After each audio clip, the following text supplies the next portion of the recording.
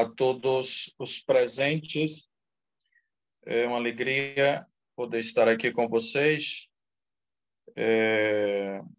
Deixa eu só me situar aqui para poder começar a nossa apreciação ao tema. Por gentileza, professora Clélia, colocamos a gravação. Não está gravando, né?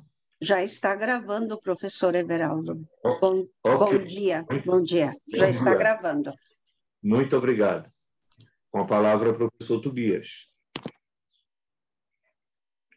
Só um instante, por gentileza.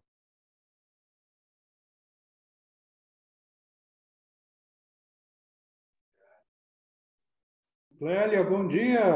Para variar, eles estão atrasados.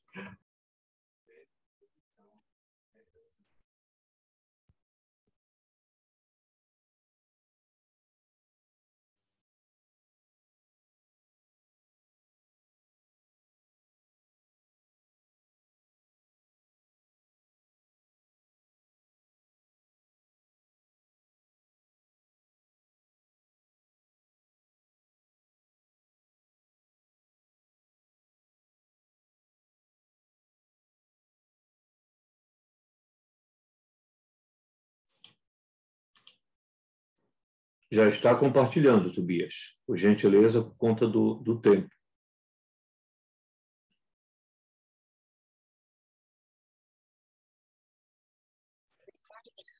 Todos me ouvem bem? Sim. Pronto. Bem, como o doutor Everaldo já me aludira, eu sou o professor especialista Tobias, sou natural, somos conterrâneos aqui de Pirá, sou bacharel em teologia pela Faculdade de Educação do Piauí, sou licenciado em História pela Faculdade Paulistana São José, licenciado em Filosofia pela Faculdade de Santa Cruz da Bahia e também especialista em Metodologia Didática do Ensino Superior pela mesma IES, em Metodologia do Ensino de História pela Faculdade Jardins e em Tecnologias e Educação à Distância pela mesma IES. Pois bem, partindo desse tema que nos foi provocado nesses 2 dias, nessa concepção tripartite do caminho transcendental para o encontro com o sagrado, a arte, a educação, bem como a história em uma perspectiva e em um locus de fala cisterciense. Intitulamos essa comunicação como justamente um caminho de transcender a história, a educação, como um encontro com o sagrado, a partir de interlocuções cistercienses, artísticas e estéticas. No que tange à educação, esta é um fenômeno universal e atemporal, ou seja, está presente em todos os tempos, lugares e povos. Encontramos tal fenômeno conectado com a história, a filosofia e a própria arte, pois o educar é implicitamente um símbolo artístico. Percebidas também na arquitetura e de maneira ontológica e essencial, em vista de transcender a imanência humana ao sagrado. Esta pesquisa visa dialogar com a história e a educação a partir de uma concepção da ordem de Cister, Ordo Cisterciensis, em uma visão antropológica e significativa de São Bernardo de Claraval, homem de grande carisma e fortaleza espiritual, o qual tornar-se-á o líder e a consciência de impulso e movimento de uma grande reforma monástica que se expandiu por toda a Europa no medievo, ou seja, na Idade Média. Portanto, consideramos que esta reforma, ao se expandir, tem também como base fundamental a divisa, a ordem beneditina, ora et elabora. A ordem de Cister se expandiu por toda a Europa, trouxe à Europa medieval um novo modelo arquitetônico, o gótico. As suas granjas, autênticas escolas de agricultura, permitiram difundir novas concepções agrícolas que proporcionaram um avanço significativo para o mundo rural, podendo-se afirmar, então, uma educação que abarcasse uma praxe filosófica, intelectual, artístico-arquitetônica, histórico-educacional e laboral, evidenciando, portanto, uma teia de interlocuções que tanjam a mística e o carisma cisterciense, para recuperar também o ideal de vida espiritual ascética que naquela época se havia confrontada com o poder temporal. Assim, olhar para a arte cisterciense é assumir um olhar de transcendência em vista do sagrado. Na estética cisterciense, não existe o conceito de arte pela arte, mas da arte como meio de difusão e de reencontro e de encontro com Deus. A arte cisterciense tem por alicerce o estilo românico, mas lança-se no gótico puro, pela sua luminosidade e verticalidade. A arte cisterciense possui 3 propósitos fundamentais. 1, orar a Deus. 2, tornar presente o invisível. 3, ou o reino de Deus. Afirmando assim o seu poder através da criação artística.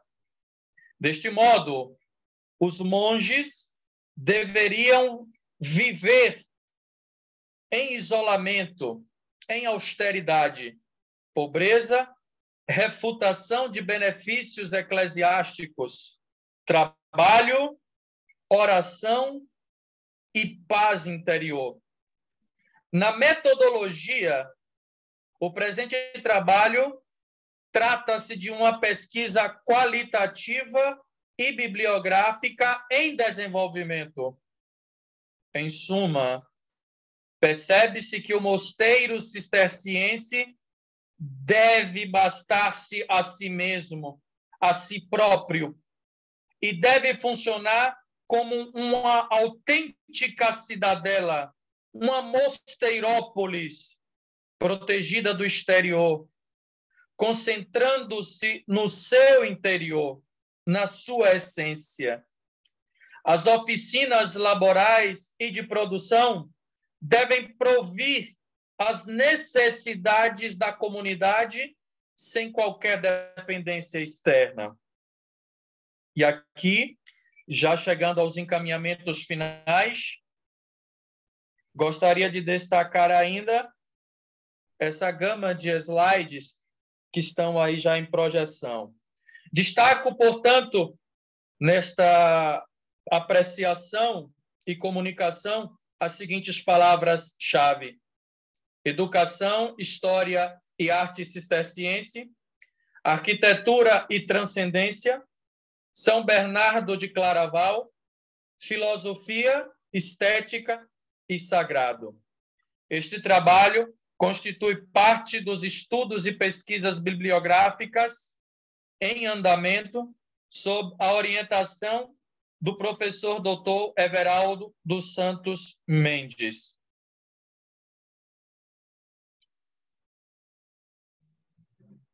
Arte como caminho transcendental para a história e educação. Interlocuções filosóficas e cisterciense para a estética e o sagrado. O papel da biblioteca e o livro na produção e disseminação do conhecimento. Os livros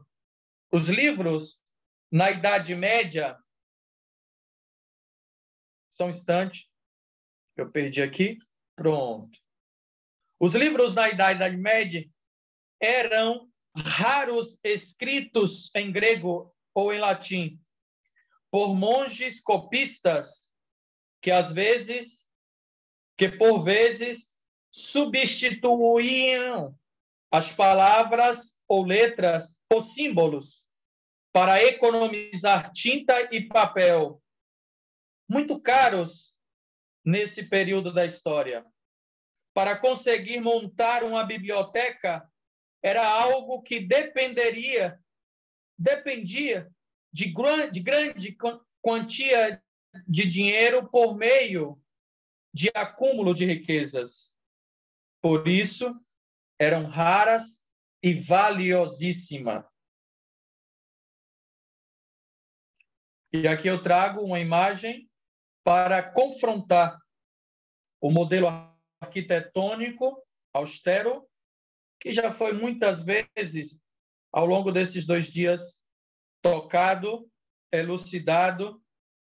Aqui, o refeitório do Mosteiro de Alcabaça, em Portugal. E finalizo. O mosteiro, trouxemos a biblioteca, o cérebro pensante e difusor de conhecimento no medievo, e agora apresento-vos o mosteiro, o coração, a essência da religiosidade e do caminho de transcendência, a mosteirópolis, que deve bastar-se a si mesmo no caminho de transcender a imanência ao sagrado, ao divino, por meio da arquitetura, da arte e do conhecimento. O mosteiro... Só um instante.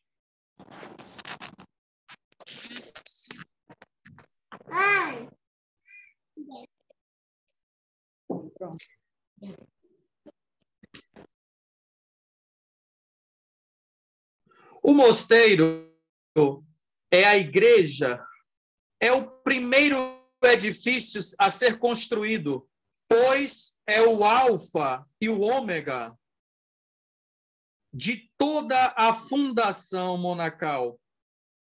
A igreja deve possuir esplendor e austeridade. Através dela, realizam-se as metamorfoses do homem que aspira a Deus. A imagem da cruz latina é a base da sua arquitetura, porque esta é o reflexo de Deus, da vida interior, do físico, no encontro com o transcendente. A orientação axial do cruzeiro representa atenção para Deus.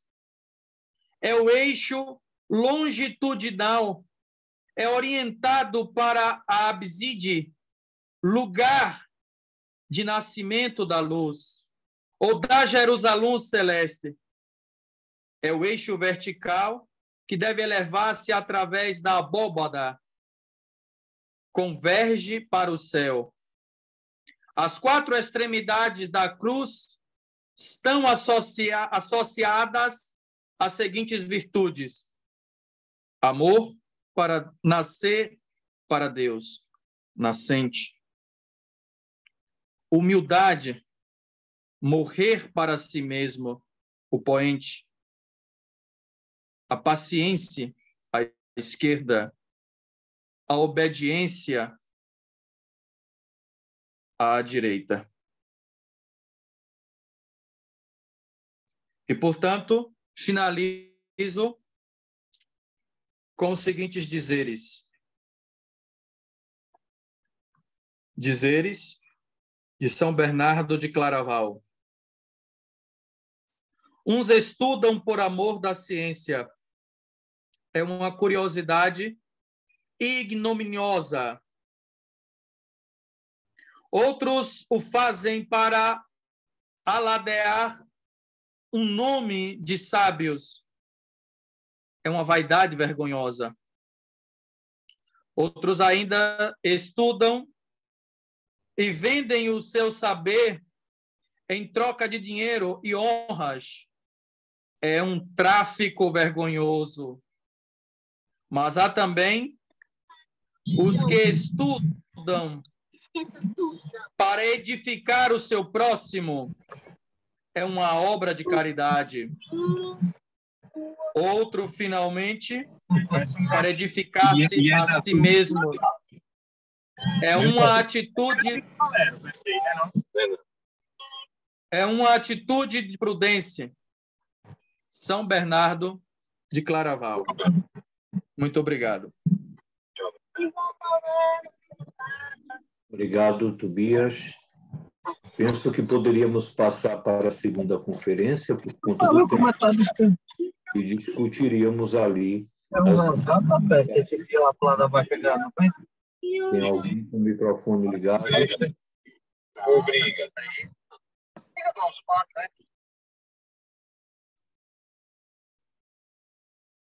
Poderíamos passar para a segunda comunicação? Carlos Alberto já se encontra em sala. Por gentileza, Tobias, parar de compartilhar. Grato. Bom dia a todos, a todas. É uma alegria estar reunido novamente com vocês, com os senhores e senhoras. Agradecer a oportunidade de comunicar a nossa obra, o livro Canto do Buriti, História, Memória, Devoção e Compromisso Social. Agradecer ao professor Dr. Everaldo por toda a sensibilidade e compromisso histórico em inserir nessa comunicação o trabalho do padre Franz Fridolino Glazauer, 110 anos de seu nascimento, um monge cisterciense no sertão do Piauí. E agora, nesse grupo de trabalho, nós temos como base e discussão a arquitetura da Igreja de Santana, de Canto do Buriti, interior sul, extremo sul do estado do Piauí. Eu passo a comunicação nesse momento, o que me leva a estudar e se debruçar sobre a história do padre Fridolino, colhendo aí pela metodologia da história oral, da oralidade do povo, de alguns arquivos da própria abadia de Jequitibá, do Mosteiro Mãe, de Esbarge, por conta do bicentenário da independência do Brasil, 200 anos, e também pelos 75 anos da ereção da paróquia de Santana de Canto do Buriti, que fica na diocese particular de São Raimundo Nonato. Padre Fridolino nasceu em 2 de fevereiro de 1912, na Alta Áustria, e sua morte está datada de 9 de junho de 1974, em Canto do Buriti, um infarto fulminante, onde está sepultado na igreja que ajudou, que construiu, que elaborou e que edificou. Não temos registros históricos da presença de nomes de familiares, tampouco dos nomes dos pais. Também na abadia Mãe, no Mosteiro Mãe, não há essa essa referência, nós não encontramos entrando em contato. Há notícias apenas de uma prima que mora por muitos anos, trabalha como assistente paroquial de Padre Fridolino, aqui em Canto do Buriti, no Piauí. Também é oportuno fazer aqui um traço, um recorte da presença de dois sísteres, de dois cistercienses, monges extraclausurados no trabalho diocesano, aqui nessa porção da Diocese de São Raimundo Nonato, convidado pelo servo de Deus, Dom Inocêncio Lopes Santa Maria, um bispo espanhol, prelado espanhol, e tem fama de santidade, está com um processo de canonização aberto, de beatificação e canonização, e Dom Inocêncio procurando entre as congregações pessoas dispostas para além dos mercedários para povoar, evangelizar, catequizar, estar presente. Padre Fridolino é o primeiro padre a residir na freguesia do Canto do Buriti. Canto do Buriti, à época, tem em torno de uns 10 mil habitantes. Hoje é a 24ª maior cidade do estado do Piauí, com estimativa desse censo de 22 mil, em torno de 22 mil habitantes. Centralizando as informações na arquitetura da Igreja de Santana, nós temos a presença do Padre Fridolino em 45 até 51, aí na região da Abadia de Jequitibá. À tarde, na próxima comunicação, nós vamos se debruçar um pouco mais sobre esses aspectos da educação, do espírito da filosofia, do processo formativo, e ele retorna para o Canto do Buriti, ele vai e volta à Áustria em 51, e depois retorna definitivo para ajudar no trabalho da prelazia de São Raimundo Nonato. Nós temos a presença, como citei agora no parênteses, de dois padres cistercienses. Um está em Canto do Buriti, que é o padre Fridolino Glazauer, e outro é o padre Eugênio, na cidade de Caracol. Por muitos anos mora em Caracol do Piauí, próximo de Canto do Buriti, próximo da sede da diocese. Então, ele ajuda a formar, a fomentar, a evangelizar todo o trabalho. Há relatos, inclusive, nos arquivos da paróquia de Caracol, não é aprofundamento nosso histórico, nem base de nosso objeto de pesquisa, futuro, possivelmente, a presença de Dom Oroni, cardeal Dom Oroni João Tempesta, visitando com frequência Padre Eugênio na cidade de Campo Maior. Nós temos o zelo do Padre Fridolino no trabalho e na missão em Canto do Buriti, pelo culto, pela liturgia, pelo rito. Era exímio músico, tocava e ensinava piano, flauta. Então, com a prática dos mosteiros, dos monastérios cistercienses e também da ordem beneditina da Cartilha de São Bento, ele, com máxima e com profundo amor, seguia a cartilha do Ore et Labore, a oração e trabalho. Ontem, inclusive, citavam a frase do superior irmão Ruenda, dos maristas, queimar a vida por Cristo, até como vela, assim é uma das suas frases. Fazer a aurora nascer. Fazer a aurora nascer porque dormia bastante tarde, queimava, consumia-se como vela, e logo cedo, nas primeiras horas, no primeiro cantar do galo, a gente ouve muito aqui, acredito os senhores também, as senhoras, os latidos dos cachorros. Agora há pouco era dos passarinhos. Então, fazer nascer a aurora em Cristo. Era o movimento do trabalho, também da rigidez deste religioso. A presença em toda a prelazia do Bom Jesus do Gurgueia, depois se tornando e dividindo a área territorial, a prelazia de São Raimundo Nonato e, por fim, Diocese de São Raimundo Nonato. Padre Fridolino passa por 2 bispos prelados, por 3 bispos prelados e 1 bispo diocesano. O último, Dom Cândido, e também um mercedário espanhol em memória. os trabalhos do padre Fridolino e aí se debruçando nos aspectos da arquitetura. Com o campo de pesquisa, há mais de 8 anos faço essa pesquisa para nascer o livro Canto do Buriti, História, Memória, Devoção e Compromisso Social. Com a pesquisa em arquivos, consegui, em levantamento nos bancos de dados, uma maquete que retrata a presença dos traços dos mosteiros beneditinos e também de São Bernardo, dos Císteres, na arquitetura da Igreja de Santana, considerada uma das igrejas mais belas, patrimônio do estado do Piauí. Então, ela foi desenhada por Padre Fridolino, com a ajuda do monge beneditino irmão Paulo Lamarche, que concebem, desenham juntos, na década de 60.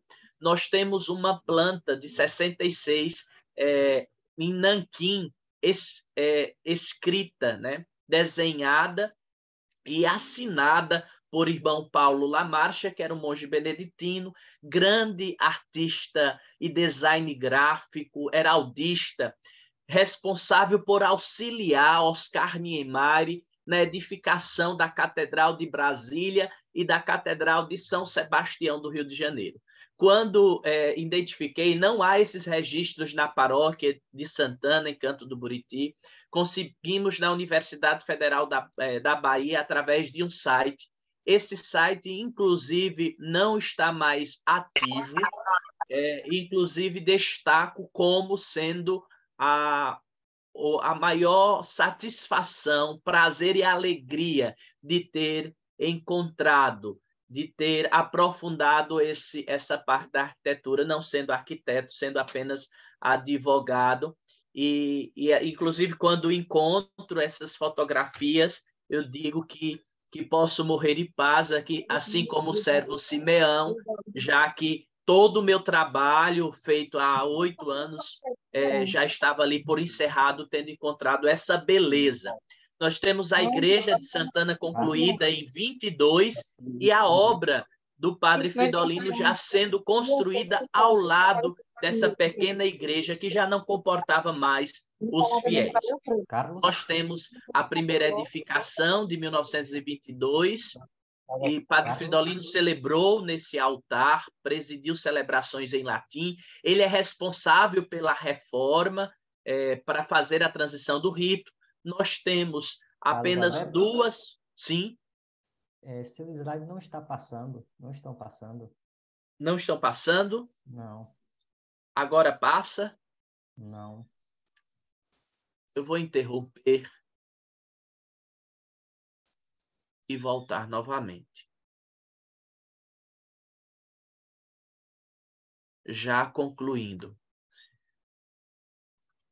Conseguem ver os slides? Conseguimos, mas não estão passando, né? Vamos lá. Agora sim? Ainda não. Agora sim. Tá vendo? Sim, passa? Agora sim. Pronto, muito obrigado. Pois infelizmente perderam bastante fotografias. Vamos lá, à tarde a gente retorna rapidamente.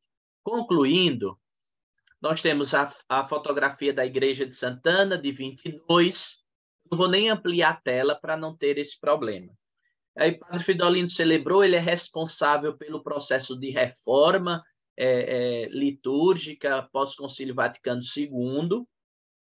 Nós temos apenas 2 registros, esse identificado da Universidade Federal da Paraíba, da Universidade Federal da Bahia, da planta, da vista frontal, da vista parcial da Igreja de Santana, e nós temos uma planta em Canto do Buriti, também em Nanquim, da vista frontal da Igreja de Santana. Nós temos aí o projeto para a conclusão, acima do canto esquerdo, a construção encontrada, ou seja, já realizada pelo Padre Fridolino, e pede o auxílio do irmão Paulo Lamarche, beneditino, em Salvador, para a conclusão.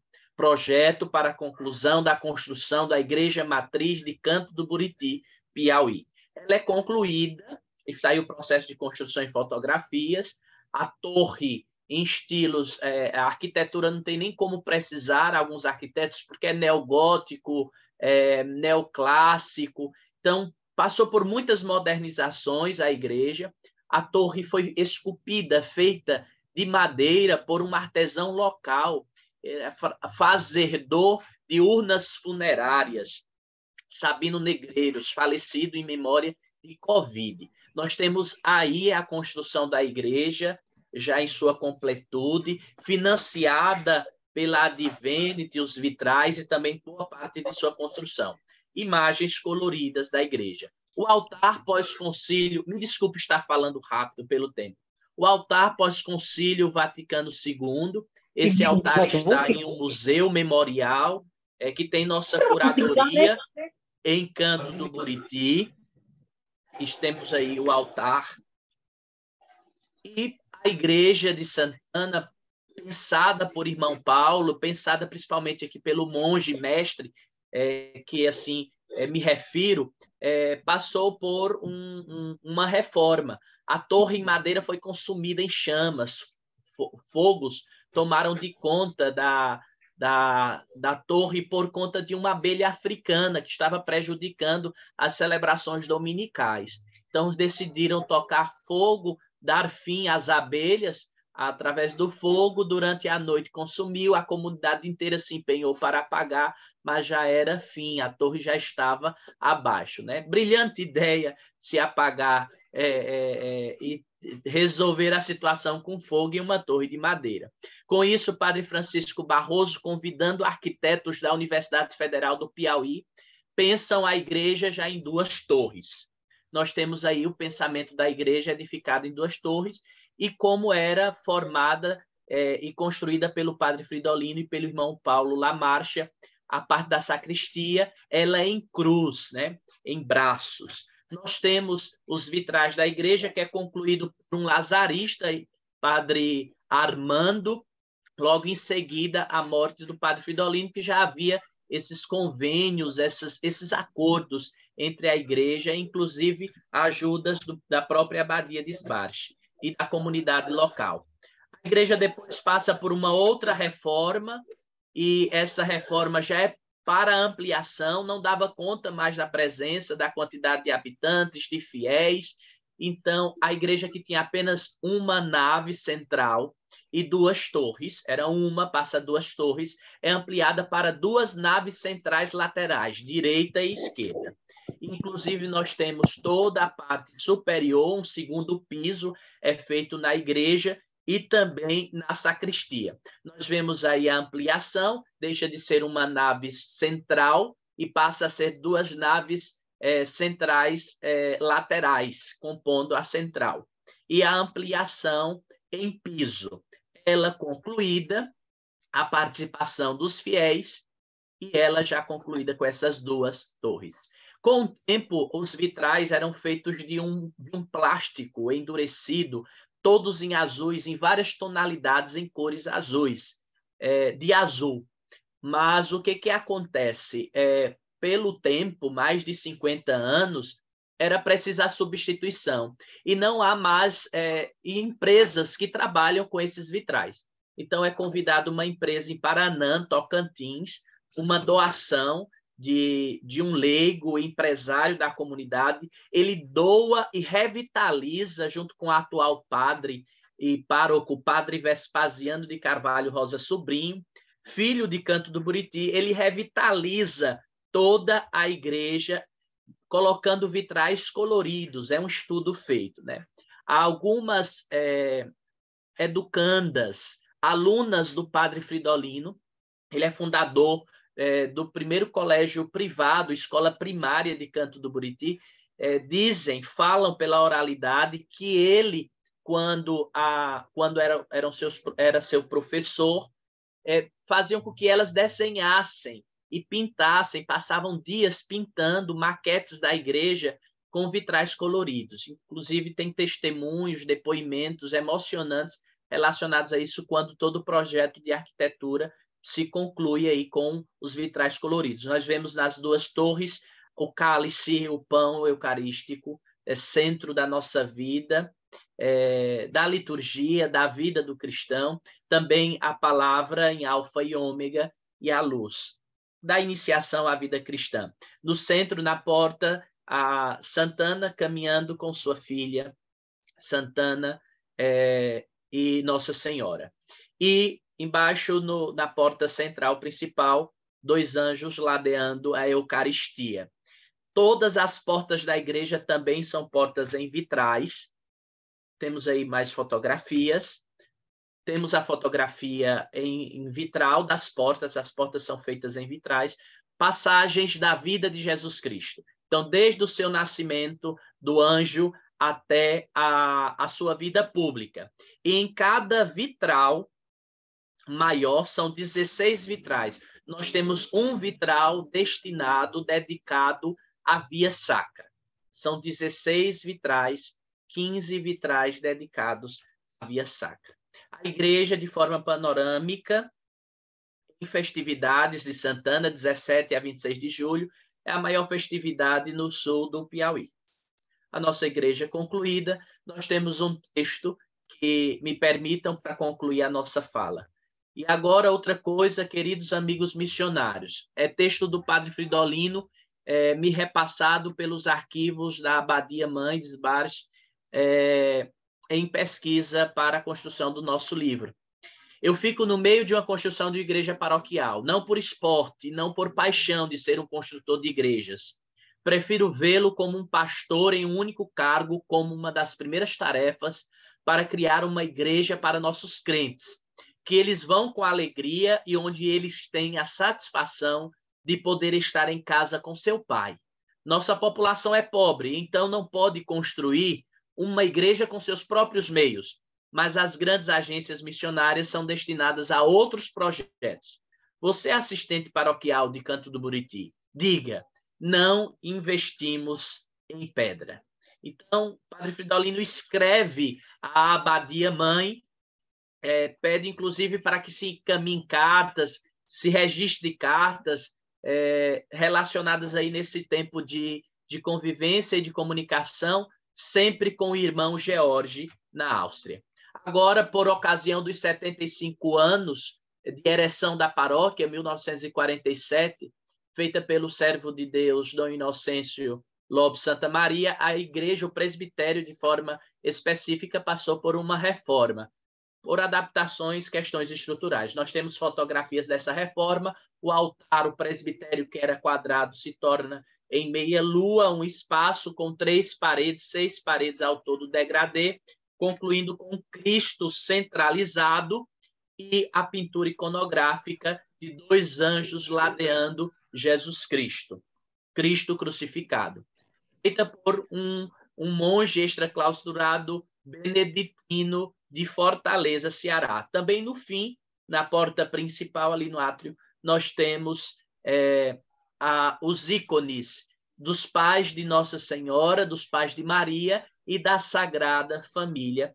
concluindo e dando beleza ao espaço litúrgico que faltava essa conclusão. Também todos os objetos litúrgicos, ambão, altar, foram mudados. Nós temos fotos da dedicação da igreja, não da dedicação, fotos da comemoração do jubileu, e agora em julho já o altar em pedra única, trocado, ambão e toda a iluminação. Fotografia do ícone. Muito obrigado. Concluo.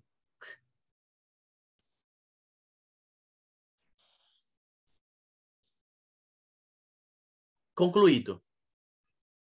À tarde a gente volta com educação. Ok, muito obrigado, Carlos. Muito obrigado por seu interessante trabalho, sua pesquisa. Sim. Everaldo, não sei se temos tempo para abrir a discussão ou podemos continuar com as apresentações e, no fim, vamos vendo se o tempo nos permite abrir a discussão, verdade? Opção B, sim. Por gentileza. Então, ok. Então, vamos continuar com as comunicações. Em seguida, temos é o professor Everaldo dos Santos Mendes e irmão Felipe Neri Ferreira de Souza, que nos apresentam as 3 peças fundamentais do santuário: altar, sédia e ambão. Então, professor Everaldo e irmão Felipe Neri, a palavra a vocês. Vocês têm 15 minutos.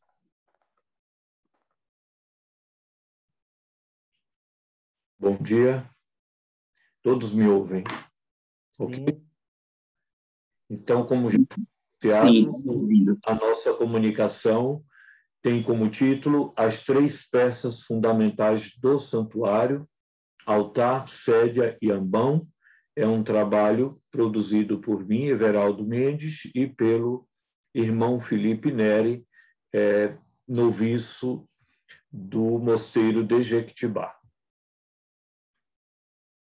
Eu vou fazer aqui uma explanação, um comentário geral, e em seguida o irmão Felipe, não sei se o irmão Felipe está online, faria aí, também teria um momento para a exposição.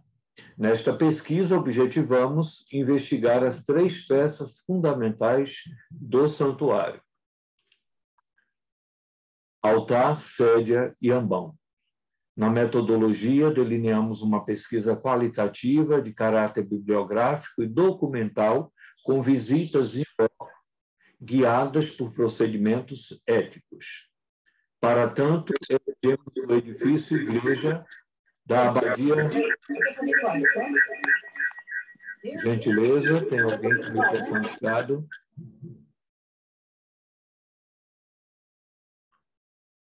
Para tanto, elegemos o edifício igreja da Abadia Nossa Senhora Mãe do Divino Pastor, projetado pelo arquiteto Osmar Rocha. Trata-se de um projeto iniciado em 1973 e concluído em 1981. É um espaço litúrgico cisterciense, né, como falamos, que está situado ali no Mosteiro de Jequitibá, Mundo Novo, Bahia. Do ponto de vista teológico-litúrgico, altar, sédia ou cátedra ou cadeira presidencial e ambão são sacramentais. Por sua intrínseca importância, devem ser fixos, oriundos do mesmo material e sólidos. No espaço celebrativo, o altar é Cristo, o centro de todo edifício igreja. A pedra angular do edifício de pedras vivas. Dito em linguagem teológico-litúrgica, o lugar do mistério pascal. Cláudio orienta. Gentileza. Microfone. Cláudio Pastro orienta. Primeiro, o altar do banquete sacrificial deve ser quadrado ou retângulo quadrado, o suficiente para conter os objetos da celebração eucarística. 2. A toalha do altar deve ser de tecido forte e pesado, desprovida de adorno, do tamanho da mesa ou caindo nas laterais. 3. A toalha não pode decepar o altar, tampouco apagar a sua grandeza. 4º ponto. Deixar o altar desnudado sempre, para fins de veneração dos fiéis. O 5º ponto é colocar a toalha ou o grande corporal antes da missa ou no momento do ofertório, com retirada após a comunhão.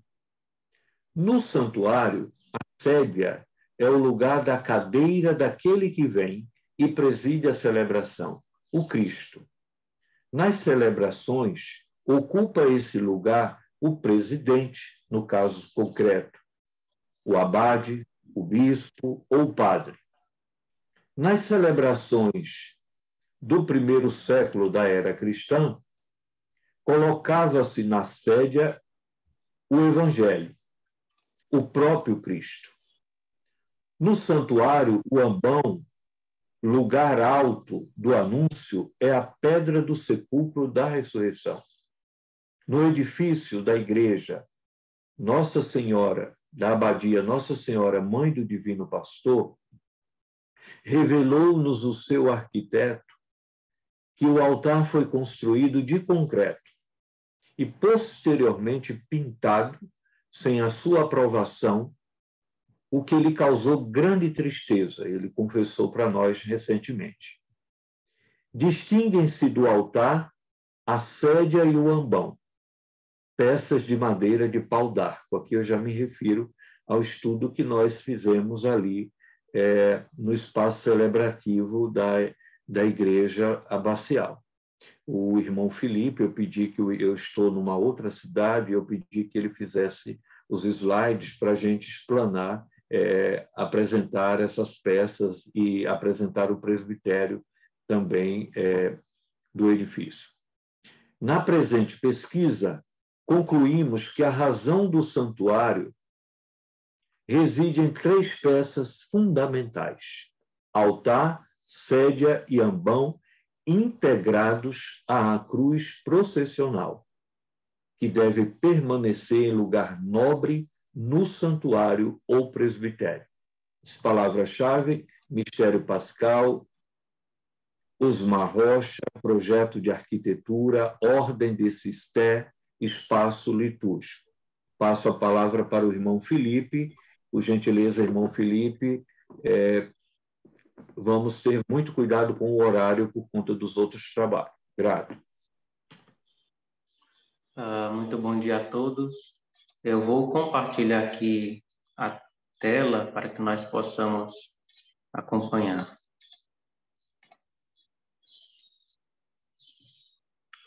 Então, como nós podemos ver, não sei se dá para acompanhar mais de perto.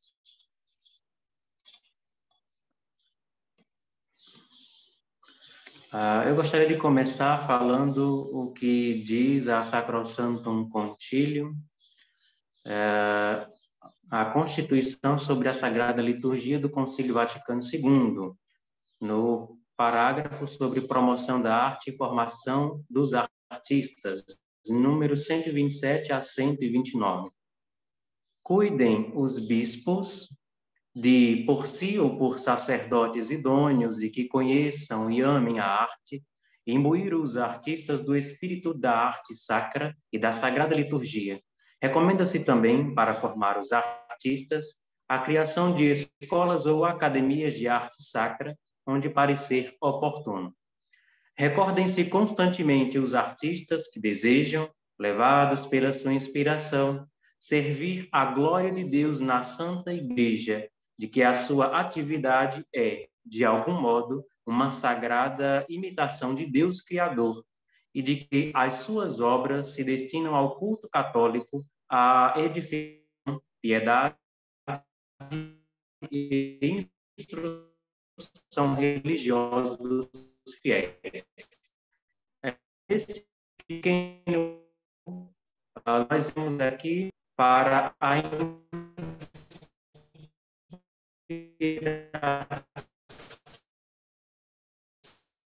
dos artistas. 128. Revejam-se o mais depressa possível os cânones de determinações eclesiásticas, e aqui nos atentamos, atinentes ao conjunto das coisas externas que se referem ao culto, sobretudo quanto a uma construção funcional e digna dos edifícios sagrados, ereção e forma dos altares, nobreza, disposição e segurança dos sacrários, dignidade e funcionalidade do batistério, conveniente, disposição das imagens, decoração e ornamentos.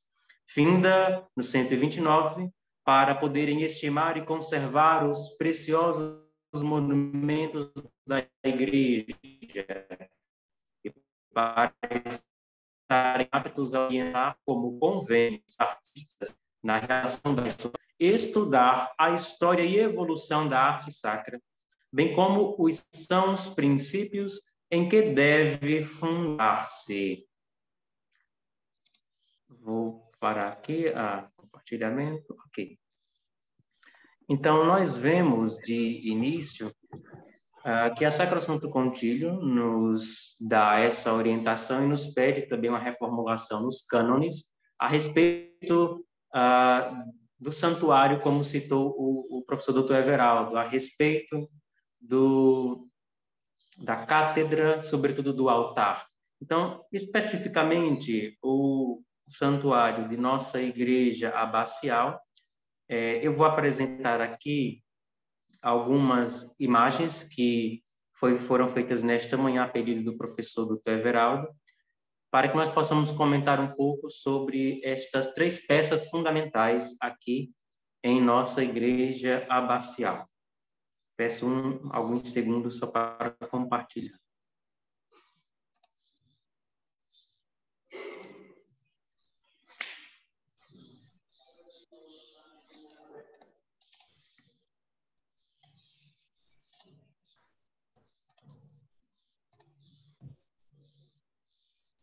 Aqui podemos ver já a parte de cima do altar. Este lugar, este espaço, foi feito, segundo o arquiteto, como nos altares tradicionais para pôr relíquias de santos. Mas, por algum motivo desconhecido, ele se encontra nesse estado.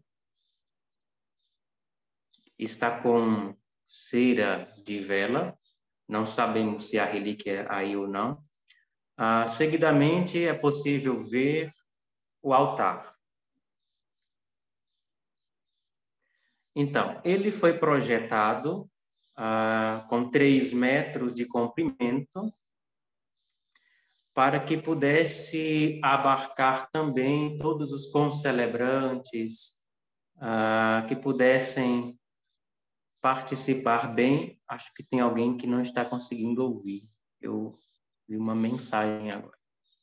Mas, enfim. O arquiteto Osmar, ele informa que o projeto inicial deste altar, ele não havia essa curva, essa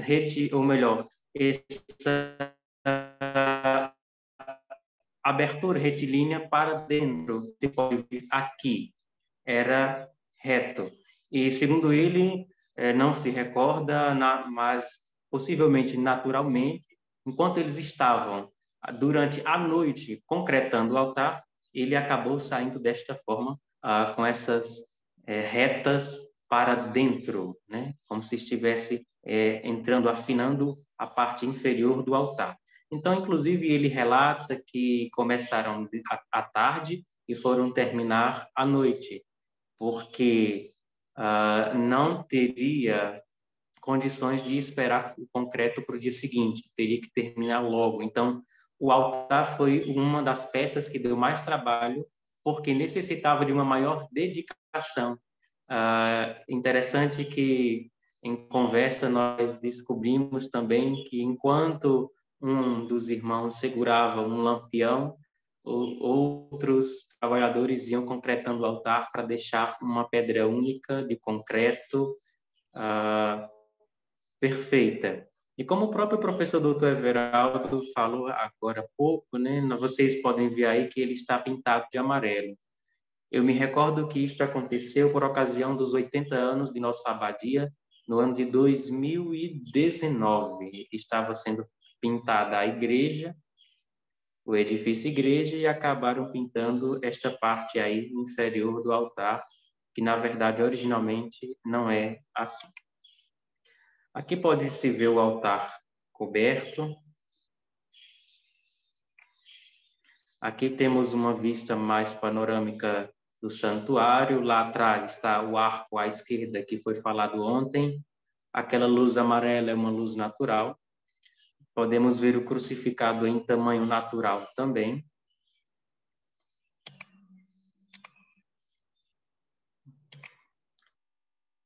Aqui nesta imagem nós podemos ver do lado direito essa reta de alto a baixo, neste retângulo, que foi justamente essa parte que ele disse que saiu como que de improviso no momento, e que, segundo ele e os irmãos da época, foi providencial porque deu uma estética diferenciada como estava nas plantas. Aí nós vemos a parte de cima do altar, durante a consagração, onde foi marcado, gravado, pequenas cruzes nos 4 cantos do altar.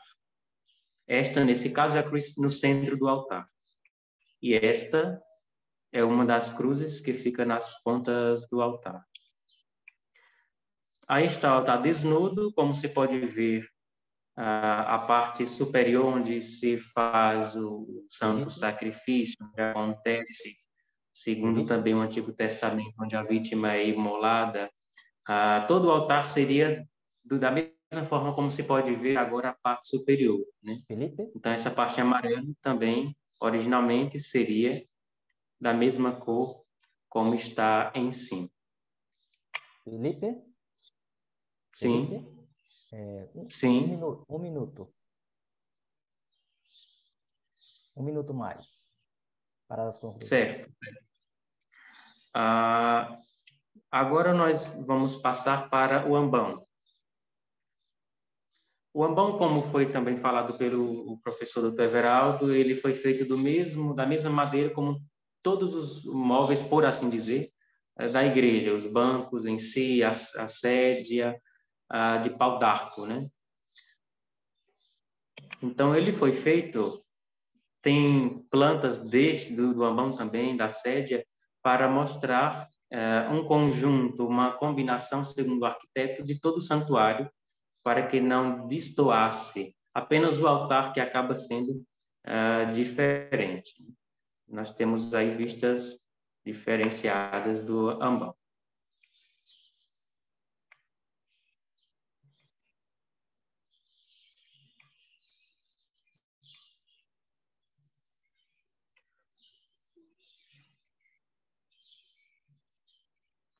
E a partir de então, nós temos apenas imagens e já encerro a minha palavra.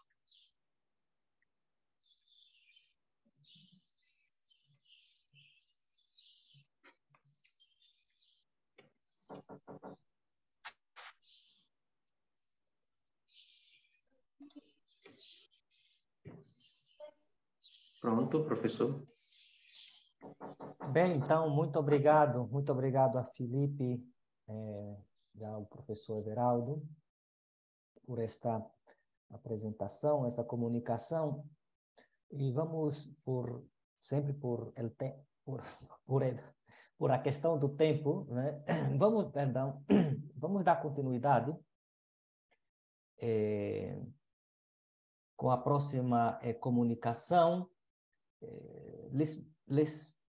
Lhes peço que, se alguém tem perguntas para fazer as comunicações, que anotem. No final, nós vamos ver se temos tempos para abrir a discussão.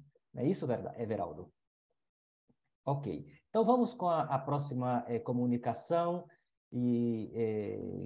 com Antônio Cássio Vaz, com a comunicação A Arte e Educação na Mística Cistercense.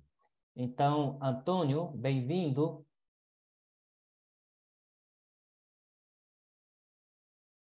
Antônio está por aqui?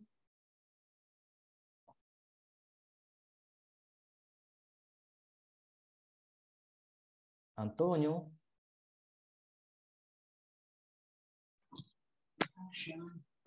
Bem, parece que Antônio não está, Everaldo. Vamos então para a próxima.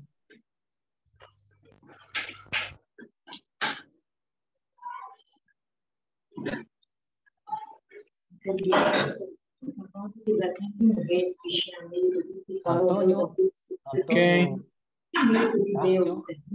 Hamilton. Bem, então vamos para a próxima comunicação, que é, de novo, uma comunicação que será realizada pelo professor Everaldo dos Santos Mendes e o irmão Felipe Neri Ferreira de Souza. com o tema Abadia Nossa Senhora, Mãe do Divino Pastor, a Via Sacra, obra de Fred Champ. Então, professor Everaldo e irmão Felipe, a palavra com você. Parece que Antônio chegou. Oi. Isso. Pronto. Antônio, sim, então. Sim. Estava com um probleminha no som aqui, agora consegui resolucionar. Pronto. Então vamos voltar atrás e vamos começar com Antônio Cássio Vaz, ok, com o tema Arte e Educação na Mística Cistercense. Então, vou partilhar aqui, tá? Ok. Só um minutinho. Tá vendo? Ainda não. Alô? Não? Ainda não.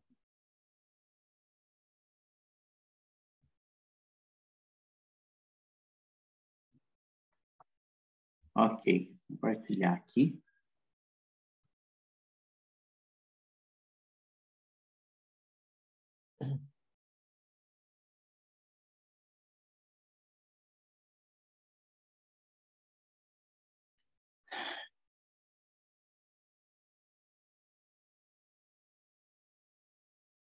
Tá vendo a transparência?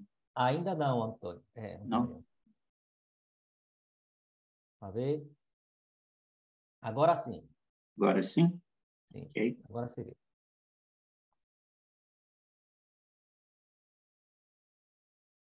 Muito bem.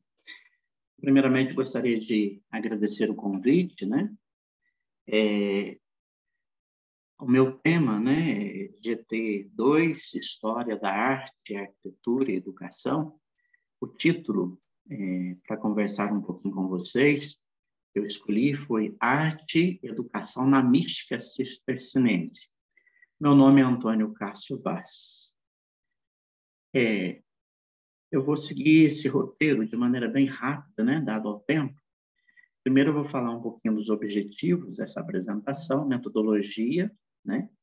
Depois o desenvolvimento, e no desenvolvimento eu me aproprio desses dois temas, arte e educação desenvolvida pelos cistercienses, e também a mística unida à arte e educação. E apresento para vocês algumas referências, as quais eu busquei, eu procurei dar uma olhada, bom, de maneira bem rápida. Bom, objetivo geral, né, com essa fala, é identificar-se sistematicamente, né, assim, sinteticamente, de maneira bem resumida, bem sintética, a arte e a educação a partir da mística dos sisters. Objetivos específicos, mostrar a forte ligação entre arte e educação na mística dos sisters. E mostrar que a educação, arte mística, ela verbera constantemente no viver, né, de cada dia dos monges. E eu usei uma revisão bibliográfica, né, sistemática, a partir de artigos encontrados no Google Acadêmico. Antônio? Oi. Os seus slides já estão no slide 12, é isso mesmo? Não. Está no 1. Então será que... Não está bem aqui, viu? Não? Estamos já na parte 2, desenvolvimento. A mística... Para lá, desculpa. Eu vou ver se eu volto aqui. Então, vou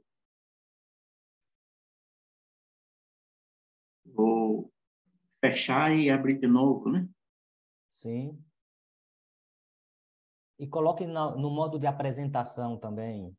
Isso, foi o que eu fiz.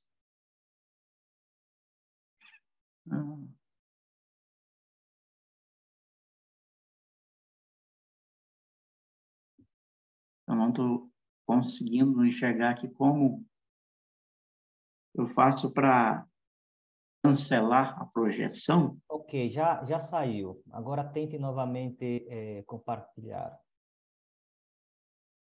Compartilhar.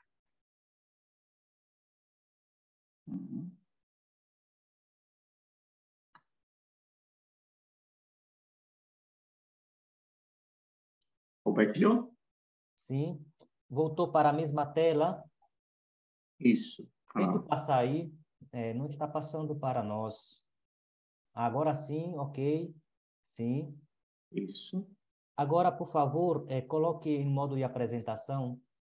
Isso. Chegou aí? Já está? Já. Para nós não fica. Não chegou? Não, não está em modo de apresentação, mas vamos continuar. Agora deu certo. Antônio, se quiser mandar aqui para a gente passa para você. Ok. Manda aqui para mim, Antônio. Uhum. Pode mandar para o WhatsApp. Eu vou ter que mandar para o meu e-mail para mandar para o WhatsApp. Vou ter que mandar para o e-mail para mandar para o WhatsApp, irmã. Não, pode ser para o e-mail também. Mas acho que agora é mais fácil ele mesmo passar, professor, porque ele já conseguiu colocar ali. Tenta rodar novamente para ver se dá certo. Acho que você está conseguindo agora. Tá, ótimo. Tá. Normal, vá na parte normal. Sem colocar em apresentação, coloca... Ok. Então, vou chegar lá onde estava, né? Aí, tá aparecendo? Isso. Isso. Então, eu parei aqui na metodologia, né? A metodologia é uma revisão bibliográfica sistemática a partir de artigos encontrados no Google Acadêmico. Então, o primeiro no desenvolvimento, né? A arte e a educação desenvolvida pelos Sisters. A educação cisterciense acontece ao lado de outras formas educativas, principalmente escolares, como é o caso das escolas catedrais ou das escolas dos ônibus regulares, que mesclam vida monacal com atendimento pastoral. Então, a vida monacal e também a vida pastoral se inter-relaciona, né, nas atividades monacais. Temos, então, importantes centros do saber, tais como a Escola Catedral, Notre Dame, onde lecionou Pedro Abelardo, Escola São Vítor e também a Escola de Chartres. Da mesma forma, a Escola Episcopal de Chartres será considerada como centro científico. Então, a educação, né, dos Sisters tem também esse foco científico. Nesse ponto, é necessário esclarecer que mística, neste período, não quer dizer o oposto do pensamento racional. A teologia monástica é um campo da historiografia teológica que explica como as fontes monásticas medievais devem ser metodologicamente lidas e também interpretadas. Então, nos mosteiros, Sisters evidencia que são indissociáveis as relações entre a filosofia, a teologia, a mística que compõem o pensamento medieval monástico. Esses centros de estudo são muito importantes porque, na configuração citadina que se estabelece com a necessidade do comércio, os debates provenientes dessas escolas, tendo como o seu aspecto teológico, filosófico, como científico. O monge procura, na contemplação, a verdade da fé.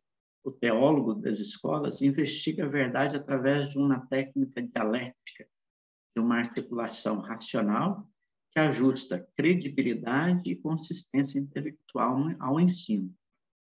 A mística, Sisters, é um saber teológico que se estrutura a partir dos escritos de Bernardo de Claraval e influencia o pensamento posterior.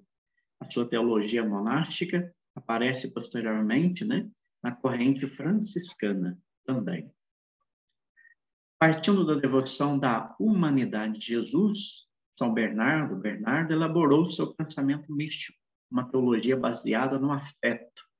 Interessante, quando estava lendo alguns artigos, e também lendo um pouquinho a reflexão de Edith Stein, né? Ela trabalha muito o afeto, e aqui também ele busca essa teologia a partir de uma relação desse afeto, que tem como base teórica grandes nomes também da patrística, né? a tradição monástica tem como elemento fundamental a escolástica, a escatologia, ou seja, o cultivo dos bens celestes, a certeza do encontro com Deus na eternidade. Esse elemento é a base de uma relação pessoal entre o monge e Deus. É o sentido de uma vida dedicada à oração e também ao silêncio. Desde os primeiros escritos dos padres gregos, há busca pela compreensão dessa relação amorosa entre Deus, que chama o homem para uma experiência pessoal, e do homem que escuta e responde com uma vida de serviço. Então, a mística cisterciana é um saber teológico que se estrutura a partir dos escritos de Bernardo de Claraval. Influencia também o pensamento posterior. Sua teologia monástica aparece posteriormente na corrente franciscana. Partindo da devoção da humanidade de Jesus, Bernardo elaborou seu pensamento místico, uma teologia baseada no afeto. Repetiu essa transparência, né? Isso. Apesar do sofrimento de viver no mundo, de viver amado, apesar do sofrimento de viver amando um Deus visível, o monge que pratica a contemplação tem a certeza psicológica de que esse Deus existe e o ama. A metáfora do voo espiritual, aonde está presente a tensão da espiritualidade monástica, é inspirada no Salmo 54. De Orígenes, a Teresa do Menino Jesus tem-se trazido o desejo de Deus que acompanha a identidade monacal. Para Bernardo de Claraval, o amor também se realiza por meio do matrimônio espiritual, ou amor esponsal, pois o objetivo final do homem é o encontro com Deus, e aqui encontramos o coração de sua mística. Essa escolha parte do desejo de compreender a mística como um pensamento educacional, ensinando as pessoas que já tinham vivido no mundo e experimentado vários tipos de relação afetivas.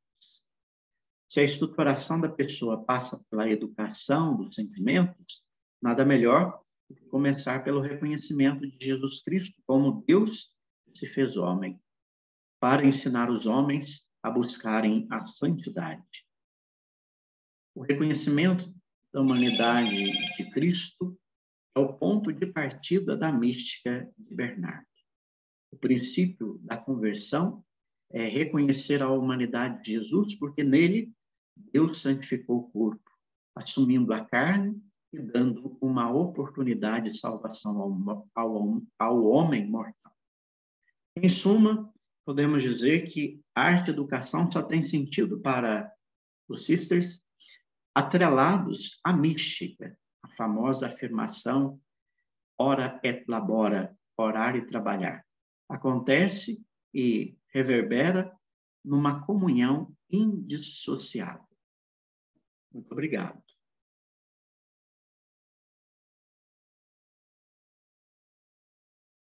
Ok, muito obrigado, Antônio, também por ser preciso com o tempo.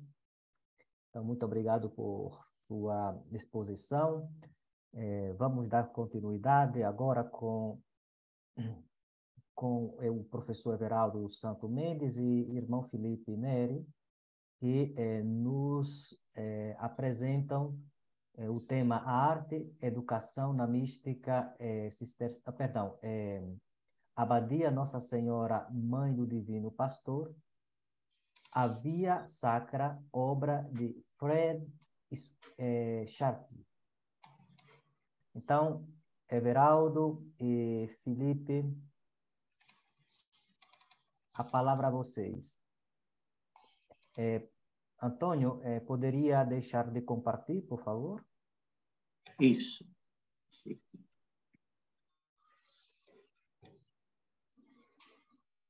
Obrigado.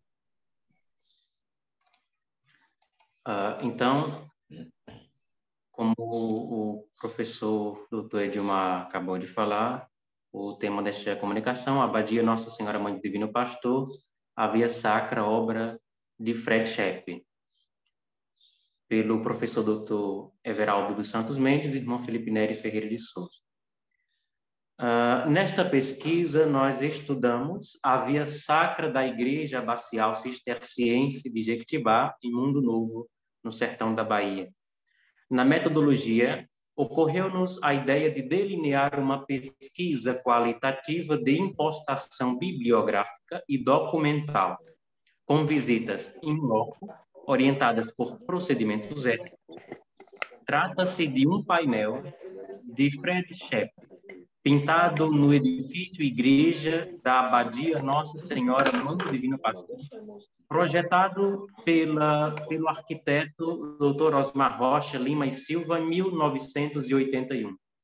A estrutura da parede, na qual a Via Sacra está impressa, dá mais vida a essa magnífica obra do artista plástico Fred Schepp. A sincronia de pensamentos entre o arquiteto e o artesão, que, a propósito, são parentes, né? O Fred Schepp faleceu não tão recentemente, jovem, mas ele era sobrinho do arquiteto Osmar Rocha e, inclusive, afilhado do senhor Debrecht, o qual, com sua construtora, construiu o prédio antigo, né, o mais velho, do Mosteiro de Jequitibá. A estrutura da parede na qual a Via Sacra está impressa dá mais vida. Isto resultou numa obra de arte viva, pois que a intenção deles era transmitir uma sensação de movimento, aquilo que também nós trabalhamos no grupo de ontem. Toda a estrutura da Igreja Abacial de Jequitibá, anexa também a passarela que liga a igreja ao mosteiro, tem essa proposta de dar esse sentido de movimento, essa sensação de uma igreja que peregrina, que milita na terra. Então, como que o fiel estivesse acompanhando, no que se refere à Via Sacra, o Cristo no caminho ao Monte Calvário. Então, quem acompanha a obra de arte de Fred Schepp na parede ondulada, percebe que é como se estivesse imerso com Cristo no caminho do Calvário em seu sofrimento. A Via Sacra da Igreja Abacial começou a nascer em 1977, quando Fred Schepp, a convite do tio Osmar Rocha, chegou ao mosteiro e aqui se hospedou por 3 meses, juntamente com sua esposa e a primeira filha, para trabalhar nesta empreitada. Durante quase um ano, ele imaginava o que faria na parede sinuosa de 15 metros de comprimento por 3 metros de altura. Ele ainda não tinha uma ideia, porque, na verdade, o Dom Abade Antônio Moza, ele inicialmente pensou em pintar a Divina Pastora na parede ondulada de 15 metros por 3. Só que logo ele abandonou essa ideia porque Dom Antônio Moza recordou que os monges não poderiam se distrair na igreja, muito menos as pessoas. Então optou pela ideia que acabou surgindo do Fred Schepp de ser pintada a Via Sacra. Embora o abade Antônio Moza inicialmente houvesse sugerido isto, logo ele abandonou esta ideia. A parede foi preparada com um traço de cimento e uma camada de massa sintética. Ou seja, não é apenas uma pintura, é uma obra de arte em alto relevo. No entanto, ao invés do cimento, a massa sintética era posta sobre a placa de Eucatex. Após isto, iniciou a moldar sua arte e a impermeabilizou com verniz à base de poliuretano. O próprio Fred Schepp relata que a sua maior dificuldade na execução desta obra foi a falta de aderência da massa plástica àquela parede sinuosa. Então, por uma divina coincidência, ele descobriu, enquanto hospedado aqui no mosteiro, que os padres, os monges austríacos, usavam uma espécie de massa trazida da Áustria, de Schlierbach, para passar a ferro os seus hábitos monásticos. Então, ele utilizou esta massa vinda da Áustria, que era usada para passar a ferro os hábitos, para moldar as personagens, as figuras da Via Sacra nesta parede sinuosa. E algo que ocorreu muito bem. Certamente, até hoje, e Deus queira que perpetuamente, nós possamos contemplar esta conclusão da obra que ele moldou com seus próprios dedos, no qual ele mesmo relata que, enquanto moldava esta obra de arte da Via Sacra, ele lembrava a sua vida de católico, da sua vida devota, enquanto criança, a sua família devotíssima do Cristo e da Virgem Maria, e ele compunha esta obra de arte com essas recordações. Como noticiado em um jornal da época, todos estavam curiosos e os monges resolveram visitar a obra, ainda inacabada. E, para a surpresa de Fred Schepp, os monges identificaram as figuras de Cristo, dos soldados, das mulheres, da Virgem Maria, mesmo sem ainda estarem muito definidas. E isto deixou o artista mais confiante para concluir sua obra. Então, esta Via Sacra, ela tem um total de 33 figuras, por mero acaso, segundo o próprio artesão Fred Schepp. Ele não pensou em fazer 33 figuras. Esta Via Sacra, além de ter esse total, noticia-se também que Schepp eliminou 2 momentos da Via Sacra, que foi a queda de Jesus e quando Jesus consola as mulheres de Jerusalém. Deixou uma só figura, porque uma figura, segundo ele, quem vê aqui, representa as duas. E introduziu a ressurreição ao final, por entender que é a essência da Igreja Católica e a prova da vida eterna. O próprio Fred Schepp explicava que, nesta sua obra, a figura que representa o encontro de Jesus com sua mãe Maria também pode ser entendida como a passagem em que Cristo encontra-se com as mulheres de Jerusalém, pois pode-se ver que ambos estão se olhando e Cristo está apontando para o alto como a consolar sua Santa Mãe. E aqui eu projetarei rapidamente a minha tela para que eu possa mostrar a vocês o recorte de um jornal da época, de Salvador, o jornal À Tarde. Nesse fascículo sobre artes visuais do Reinivaldo Brito. Havia cruzes da Capela do Monteiro de Jequitibá. Aqui nós temos uma foto da época e o texto que se segue. Durante 2 dias, estive, o jornalista, hospedado no convento dos padres cistercienses na localidade de Jequitibá, no interior de Mundo Novo. Ali, os monges, irmãos, trabalhadores rurais convivem numa eterna harmonia, oram e trabalham numa verdadeira comunidade rural. A Via Sacra de Jequitibá começou a nascer em 1977, quando Fred foi convidado para fazer este trabalho.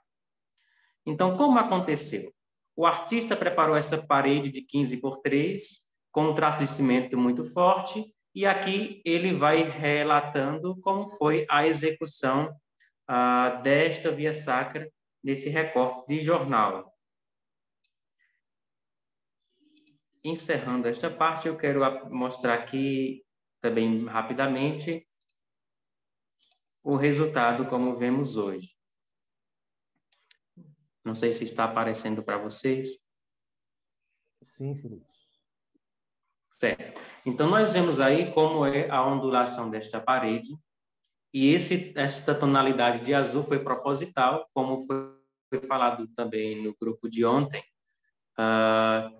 tanto para representar as ondas do mar, a tribulação, o significado bíblico na igreja que representa a barca de Cristo, como também para destacar esta passagem este caminho de Jesus até o Monte Calvário. Nós vemos a representação aí do início, a primeira estação, ou primeira figura. Estou aproximando para que possam ver os detalhes do relevo.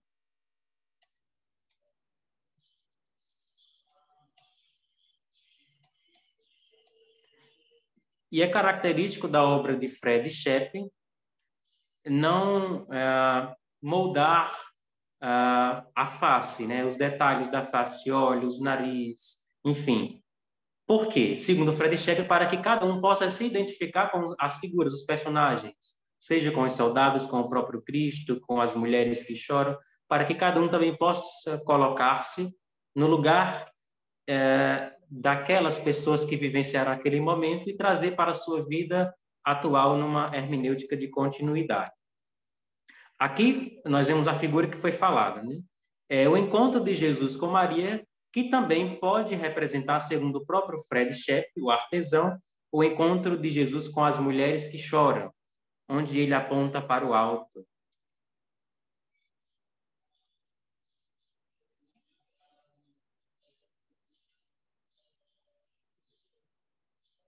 Temos só mais duas.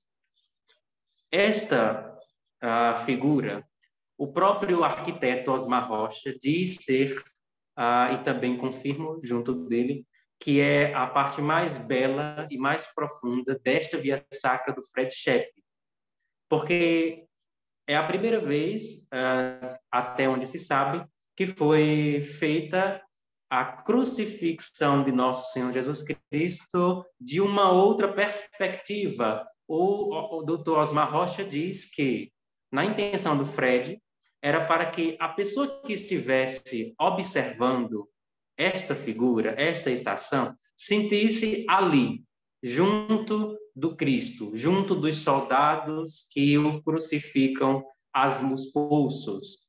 Podem notar que eles não estão crucificando aqui, pregando as mãos, porque o Fred Shep relata que ele ficou sabendo de estudos sobre o sudário já naquela época, que Jesus não teria sido crucificado nas mãos, mas nos pulsos, e por isso ele molda os pregos nos pulsos.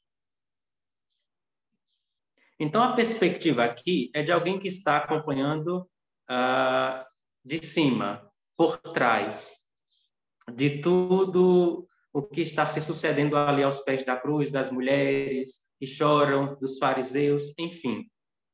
E, para a nossa alegria, né, eu já quero noticiar também que o doutor Osmar, junto com seus filhos, que são amigos do mosteiro e que tem esse compromisso de amizade conosco, de um santo interesse em comunhão, falaram para nós, partilharam que estão em contato, em conversa com o melhor restaurador da Bahia, para que possa ser restaurada essa nossa via sacra sem que seja prejudicada a originalidade do Fred Shep.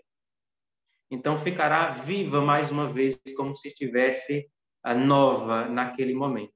Então, eu vos pergunto, quem, ao ver esta imagem, não se coloca naquele momento, não se emociona recordando do que o Cristo passou nesse momento? Vejam que a cabeça do Cristo está como que tentando olhar para nós, erguendo seus olhos, né, forçando, porque mesmo crucificado, mesmo por nossos pecados, o Cristo quer voltar o seu olhar para nós. Como também nós podemos nos identificar com esses centuriões que estão o crucificando. E passo agora para a última imagem. Perdão, essa era a última. Então, eu encerro aqui com a via sacra e está aberto para dúvidas, perguntas. Muito bem, muito bem. Everaldo vai dizer alguma coisa? Ou... Por conta do tempo, não, obrigado, professor. Okay. Pode conduzir. Grato. Então, muito obrigado, Felipe, por sua exposição, por também nos apresentar essas lindas imagens. E bem, nós temos aí, se conclui às 12, verdade, Everaldo? às 12, me parece que é o nosso horário. Então, nós temos aí 7 minutos para... Professor, com licença, se me permite, em 1 minuto, em 1 minuto e meio no máximo, eu gostaria de mostrar a sede abacial, a sede presidencial do santuário da igreja, do presbitério, como conhecemos, porque não deu tempo de passar na comunicação anterior, se me permite.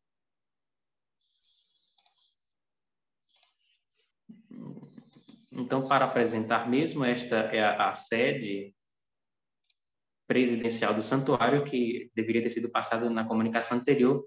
Nós notamos a simplicidade justamente da intenção do arquiteto, que coincidentemente, né, uma divina coincidência, porque ele não tem a ciência da arquitetura bernardina, enfim.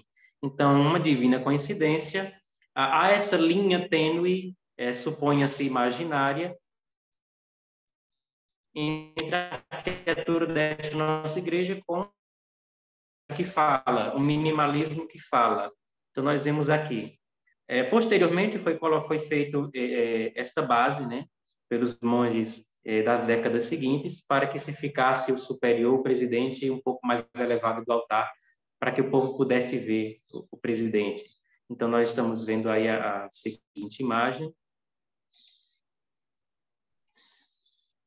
Temos plantas e tudo isso, desde a sede, altar, tudo. O arquiteto teve o cuidado de desenhar minimalisticamente, todos os espaços, todos os detalhes que tem na nossa igreja.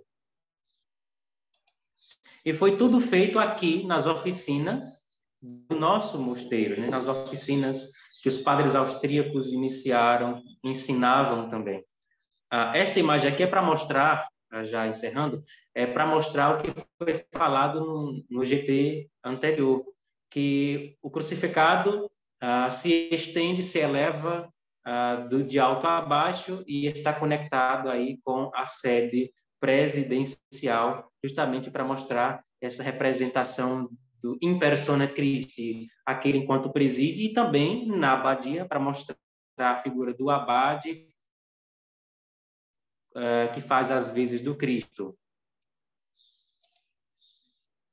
Ok, agradeço.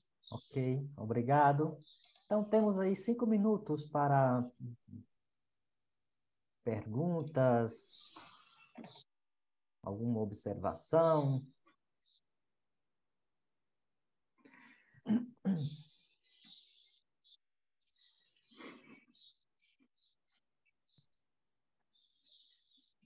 Bem, eu tenho uma para Carlos Alberto, não sei se ele ainda está presente.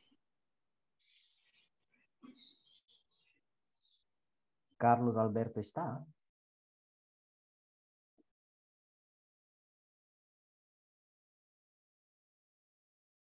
Ok, me parece que não.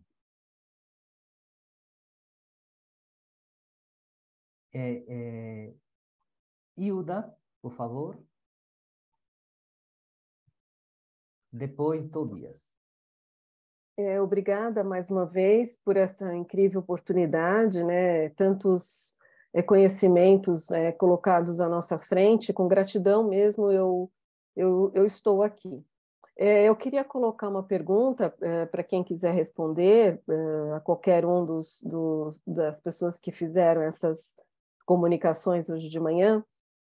Dada a importância da arte, né, e da trilogia, né, arte, arquitetura e educação, que é justamente o tema do simpósio, né, dada a importância dessa trilogia, não só para a ordem de Cister, mas pela igreja, né, para a igreja toda como um todo, né, eu gostaria de entender por que as universidades, as faculdades, onde há um curso de teologia ou filosofia ou algo do gênero, não tem uma disciplina que a gente possa também falar sobre arte, né, no nível que está sendo colocado aqui. Ou seja, a gente sempre parece que está apagando as fogueiras, né? Eu acabo de receber um convite para dar uma aula para socorrer uma prova do ENAD. que é sobre arte e teologia.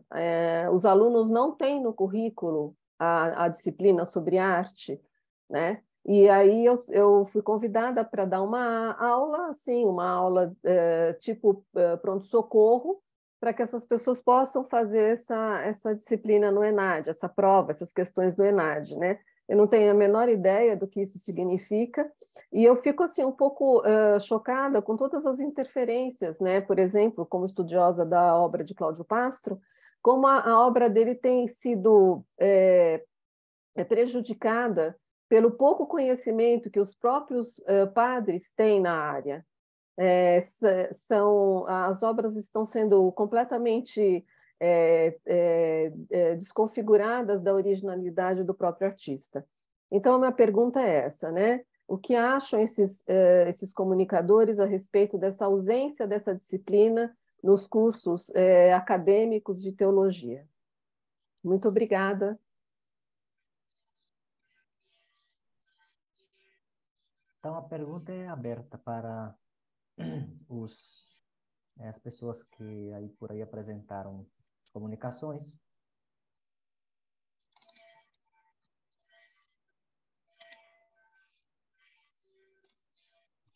Em um minuto, só quero pontuar e fazer memória. Excelente pontuação, questionamento, inquietação da professora Hilda.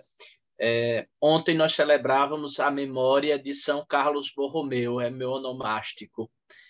E é o formador, é o primeiro a criar, a gerir, a fundar esses espaços de formação em seminários para sacerdotes. E é preciso essa reconstrução do plano curricular e essa atenção, essa vigilância ao espaço litúrgico, ao espaço celebrativo.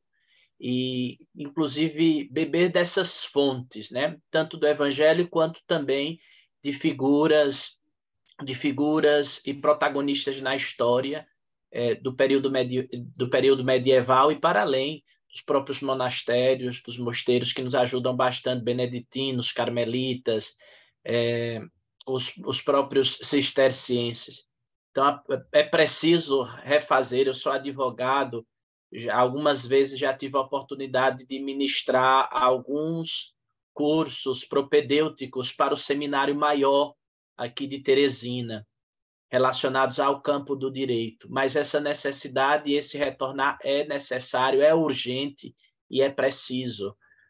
Nossas capelas ainda estão ornamentadas com folhas artificiais, né? Então, sendo que nós temos o cacto, nós temos tantos outros elementos, a beleza daquilo que é vivo, né? Deus não é uma brincadeira, né? Deus não é um boneco. A espiritualidade, a mística, a própria liturgia, ela é viva, ela é dinâmica, ela é bela e ela é natural, né?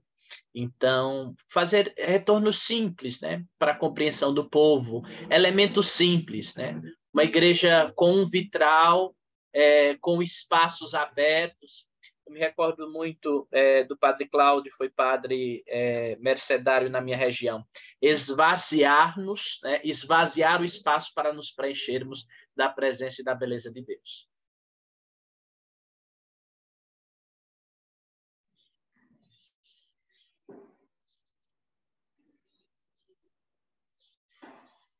Bem, não é uma resposta técnica fundamentada sobre a pergunta da nossa irmã, mas é um comentário que, como eu li há pouco na comunicação anterior, se não me engano, que a Sacrosanto fala sobre isso, né? Que os bispos, eles se preocupem, e também os padres na teologia, de estudarem isso, né?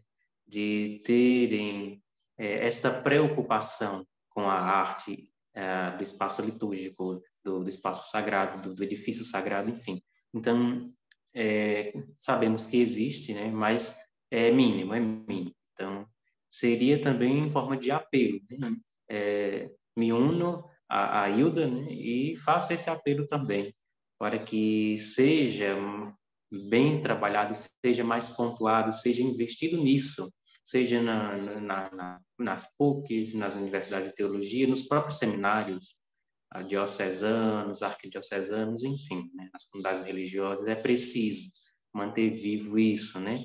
Porque, embora tenha se passado um pouco mais de 60 anos da Sacrosanto Contílio, é como se ela estivesse perdendo suas forças.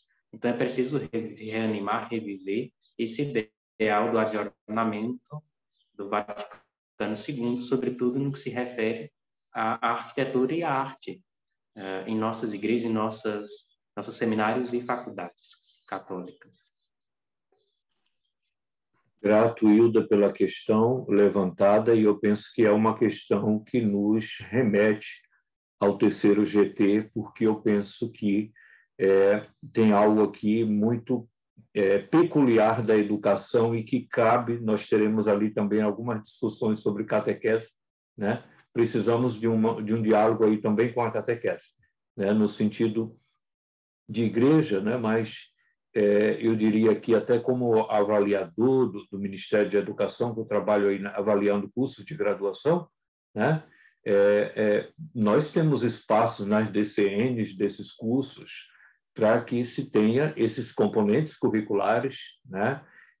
Como o irmão Felipe colocou muito bem ali, as comissões de arte sacra, né? que se propõem, né? A gente que vem de uma caminhada maior, nós sabemos do que enfrentou Cláudio Pastro com os próprios ministros, né? religiosos, a irmã Laíde Sonda, né? que foi minha professora também, quando eu me especializei em Espaço Litúrgico e Arte Sacra, na PUC do Rio Grande do Sul, que foi uma iniciativa em 2007 da própria CNBB, né, que a gente teve um curso de formação muito intenso lá no Rio Grande do Sul, e o quanto tem sido difícil, né, trabalhar aí, educar para, como que eu diria aqui, toda uma essa mistagogia também, né? E, bem, temos algo aí para trabalhar, né? E temos encontrado muita resistência também, e aqui eu quero, por exemplo, colocar uma fala, o Mosteiro de Jequitibá, ele sempre se preocupou com formação. Inclusive, no início, 3 monges foram encaminhados para São Paulo para se especializarem, dentre eles o padre Fridolino, né? Como foi colocado aqui. O padre Henrique, né? Inclusive o padre Henrique, ele tinha um humor assim, belíssimo, ele dizia, né?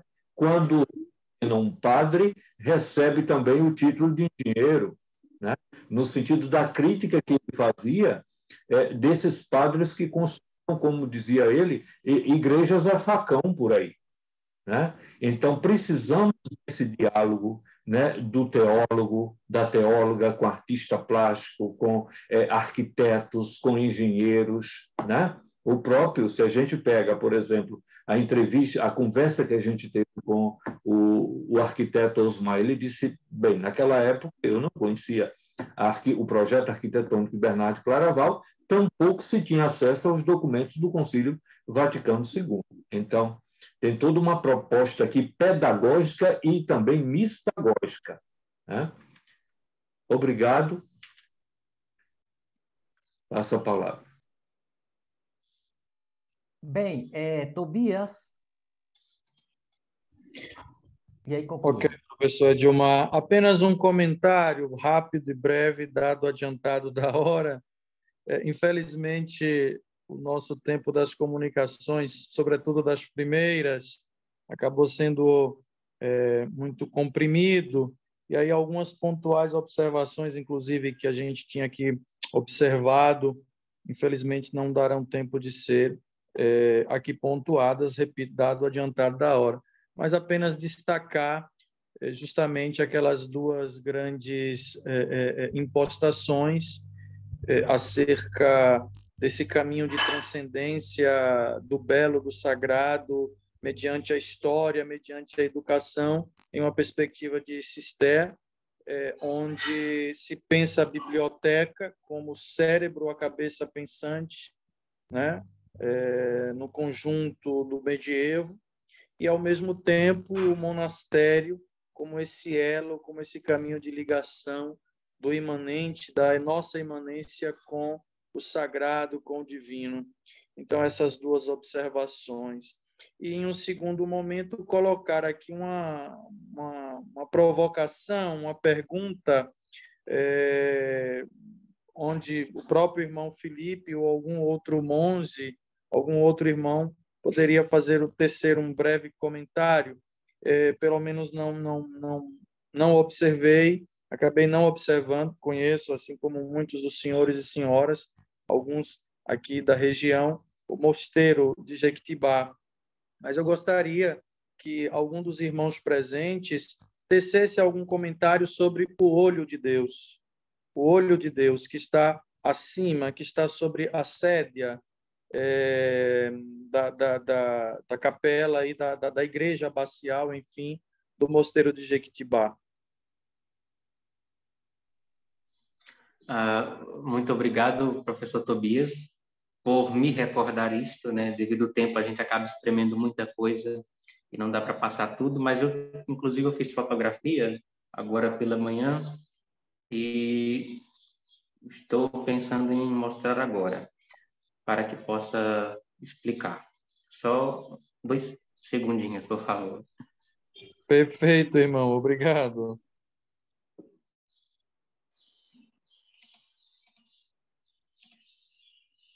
Pronto, vou projetar agora.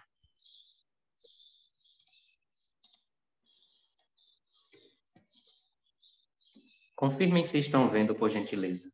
Sim, sim.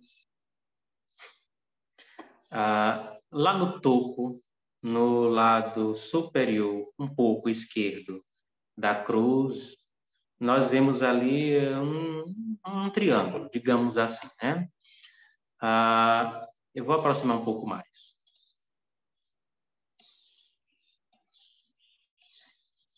Não dá para perceber bem na fotografia, mas quem tem a oportunidade de visitar nossa igreja abacial paroquial verá que exatamente onde esse triângulo se encontra é o encontro das 2 quedas de água, como chama o arquiteto, dos 2 telhados, que são diferentes, totalmente diferentes.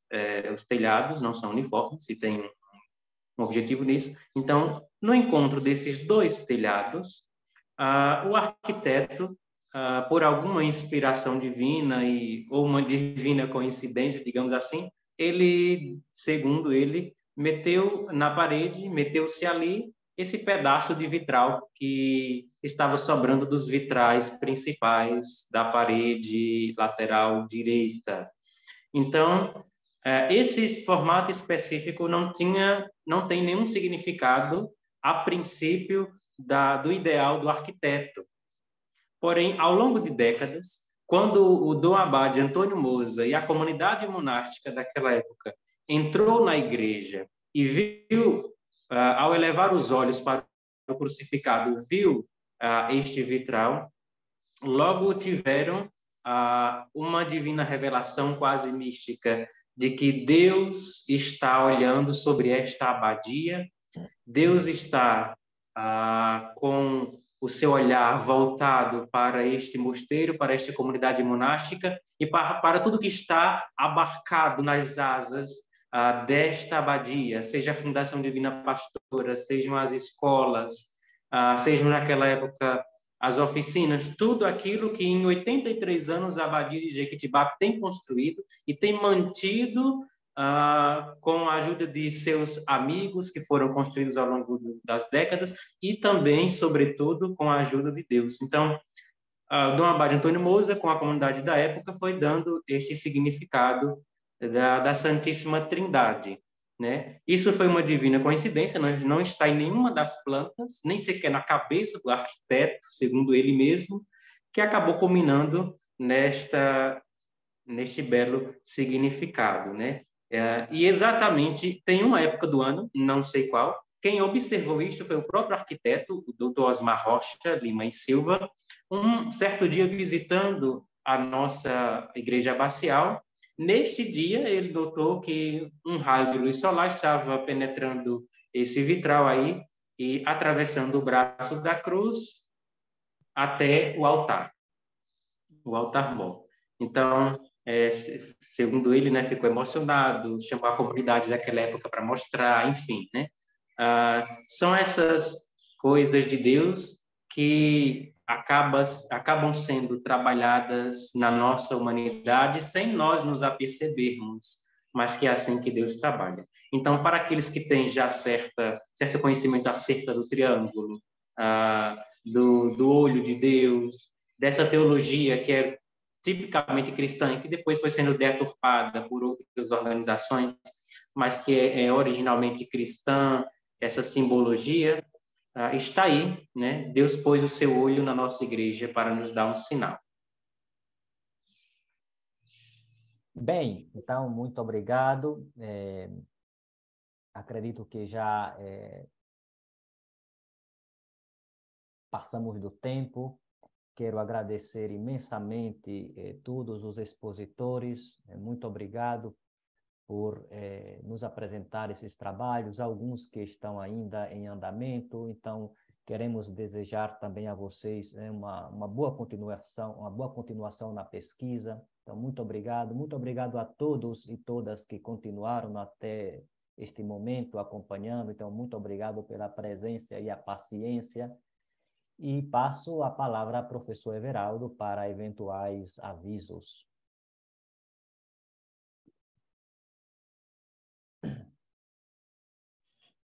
Obrigado, professor Edilmar. Obrigado a cada uma que está aqui conosco.